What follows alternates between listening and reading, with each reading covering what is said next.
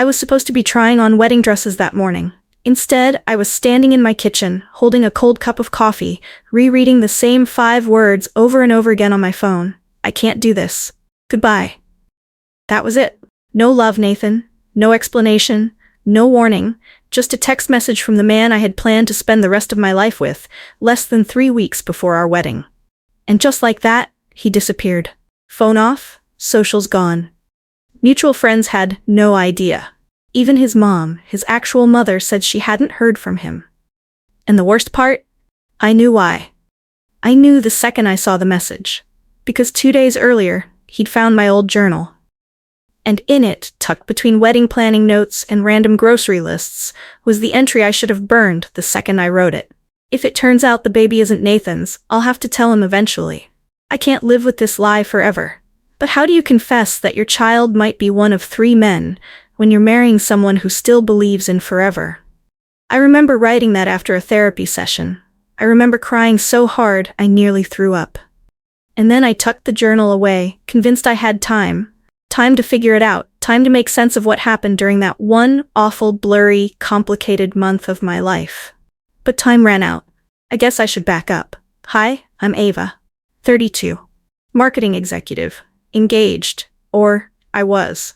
I met Nathan in college. He was kind, soft-spoken, impossibly steady. The kind of man who always knew how to fix a leaky faucet, or balance a checkbook, or calm me down without saying much at all. We weren't each other's firsts, we both had pasts, but we built together felt safe, honest, good. Except for the part where we broke up for 7 months, 2 years ago. And that's where it all fell apart. During that break, I made mistakes. 3 of them, to be exact. None of them overlapped. None of them were serious relationships. But the truth is, I wasn't careful. I wasn't sober every time, and I didn't ask questions I should have asked. When Nathan and I got back together, we agreed to move forward. We didn't talk much about what happened in between.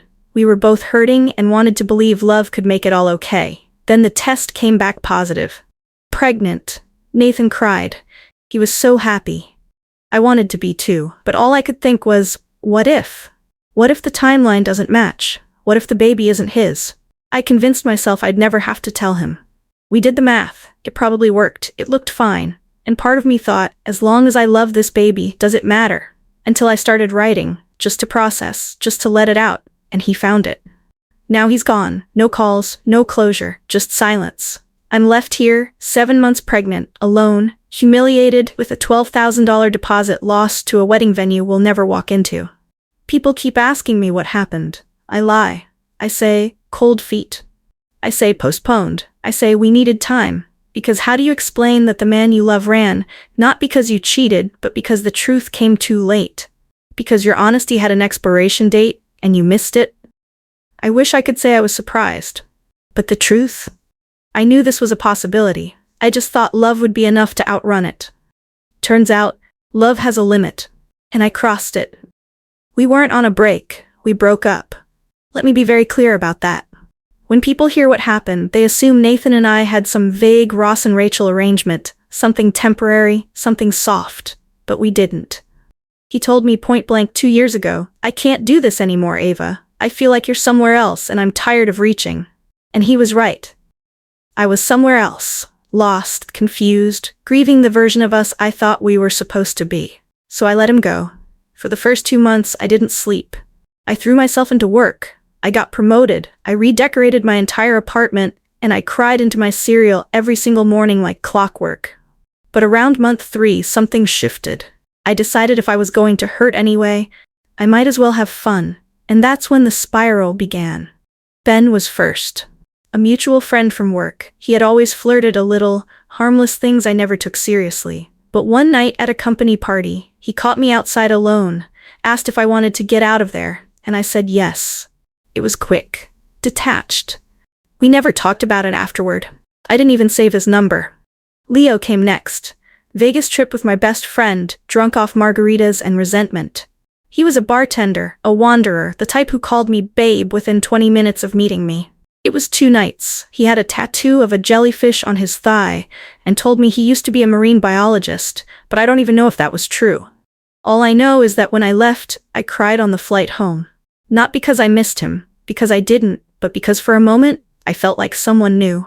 Marcus was different. He was almost something.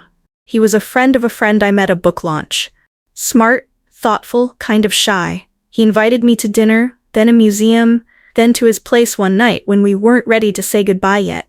We only slept together once, but we talked for weeks after. And then I pulled away. Because Nathan had started texting me again. And I still loved Nathan. I always had. When Nathan and I got back together, it felt like a second chance I didn't deserve. He told me he'd been in therapy, that he wanted to start fresh, that he missed me so much it hurt. And I didn't tell him anything. Nothing about Ben. Nothing about Leo. Not even about Marcus, because I convinced myself none of it mattered. We were back together now. That was what counted. Then I missed my period. I remember staring at the test for a full minute before it sank in. 2 lines, pink. Bold. I felt like the room tilted. I called my doctor first, then Nathan. He showed up with flowers and this ridiculous grin and told me I always knew we'd be a family. And I smiled. I smiled while my stomach twisted itself into knots. Because all I could think was, what if this isn't yours? I spent days with a calendar and a calculator. Technically, it could be Nathan's. Our reconciliation weekend lined up close enough. But there was a sliver of uncertainty. A few days. Maybe a week. And if I was honest with myself, I didn't know for sure. I thought about telling him a dozen times. But every time he touched my belly or kissed my forehead or called me mama, I lost my nerve. I kept telling myself, I'll get a test later, quietly, after the baby comes. And in the meantime, I wrote 1 journal entry. Just 1. I had to let it out somewhere, and that's the one he found. People think secrets are loud, that they scream from your body, but mine was quiet. So quiet I convinced myself it didn't exist, until the silence was all that was left. Now, sitting here alone in a nursery full of unassembled furniture and unopened gifts, I realized something I couldn't admit before. I was never trying to lie. I was trying to hold on to something good while ignoring everything that made it fragile. And in doing that, I lost everything. Nathan didn't say a word. Not a single call. No texts. No "are you okay?" or "we need to talk." He just vanished. I called his phone a dozen times the first day, went to his apartment the next, knocked until my knuckles bled, but no answer. His friends haven't seen him. His family, he's keeping to himself. Social media, ghost town.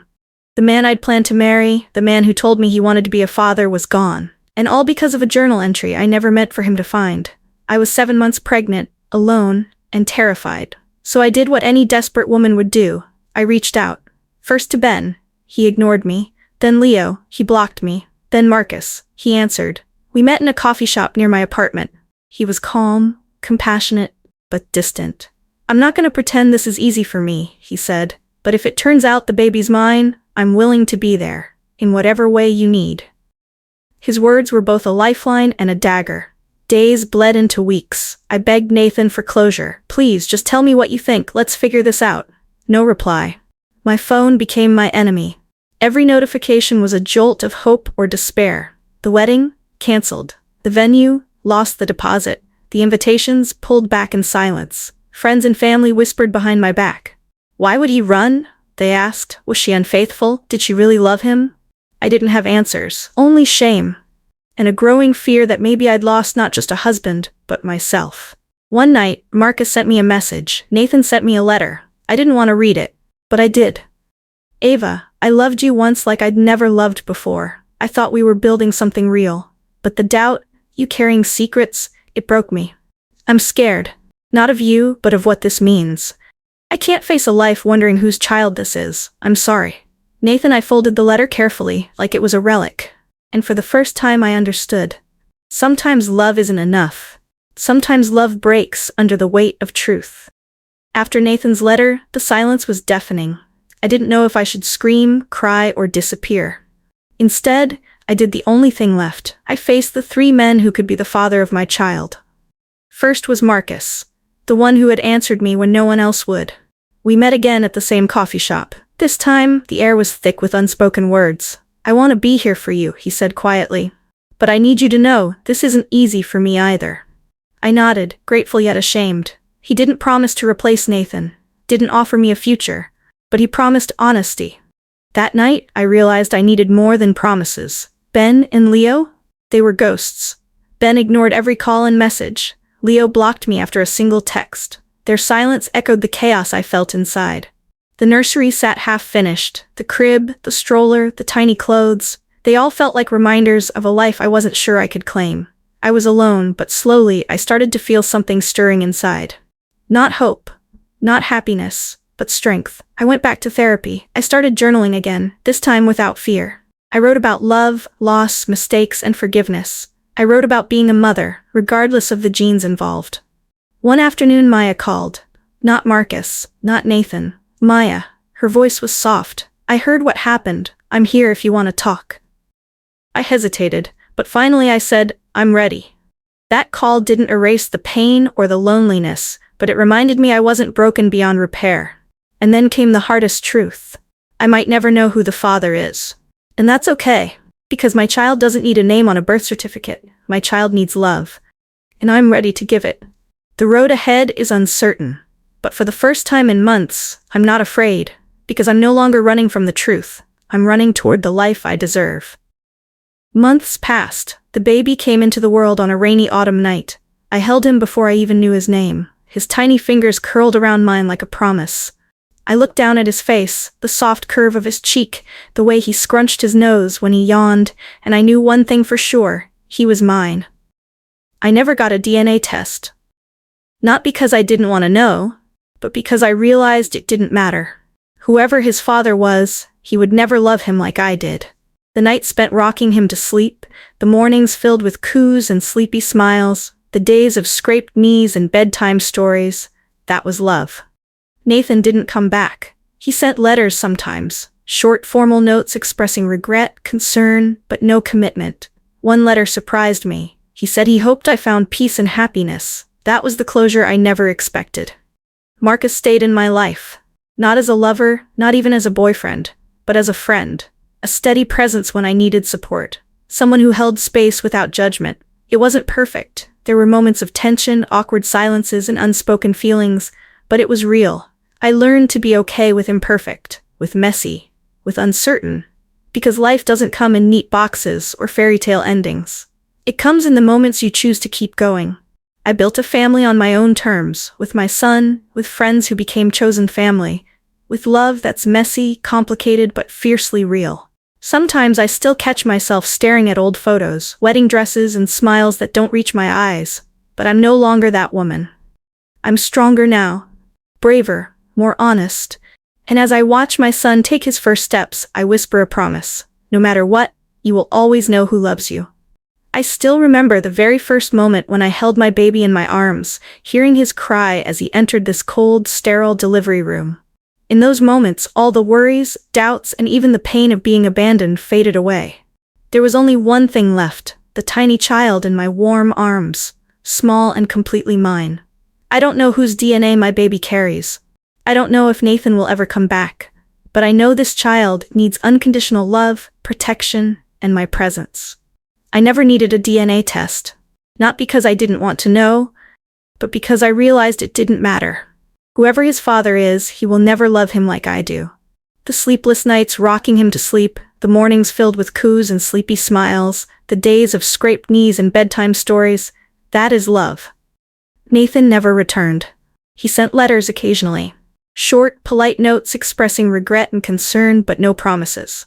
One letter surprised me. He wished for me to find peace and happiness. That was the closure I never expected. Marcus stayed in my life. Not as a lover, not even as a boyfriend, but as a friend. A steady presence when I needed support. Someone who held space without judgment. It wasn't perfect. There were awkward silences, unspoken feelings, and tension, but it was real. I learned to be okay with imperfection. With messiness, with uncertainty. Because life isn't neat boxes or fairy tale endings, it's the moments when you choose to keep going.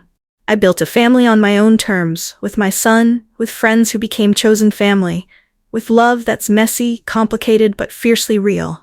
Sometimes I still catch myself staring at old photos, wedding dresses, and smiles that never reached my eyes. But I am no longer that woman. I'm stronger now. Braver, more honest. And as I watch my son take his first steps, I whisper a promise. No matter what, you will always know who loves you. Life doesn't hand you a roadmap when your world falls apart. There's no guidebook for being left alone, pregnant, and unsure of the future. But I learned something important. You make your own map. After the baby came, I took months just to breathe. To feel. To exist beyond the roles that had defined me, fiancé, girlfriend, caretaker. I was just Ava, a woman learning how to be whole again.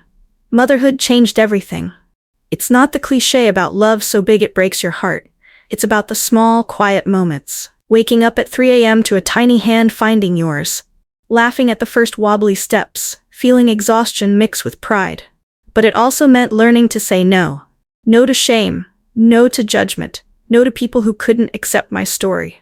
Because owning your truth means setting boundaries. Friends came and went. Some stayed and became pillars. Some surprised me by turning away. I grieved those losses too. But I found new friendships. In moms' groups, at the park, even online with people whose stories mirrored mine. And then there was love.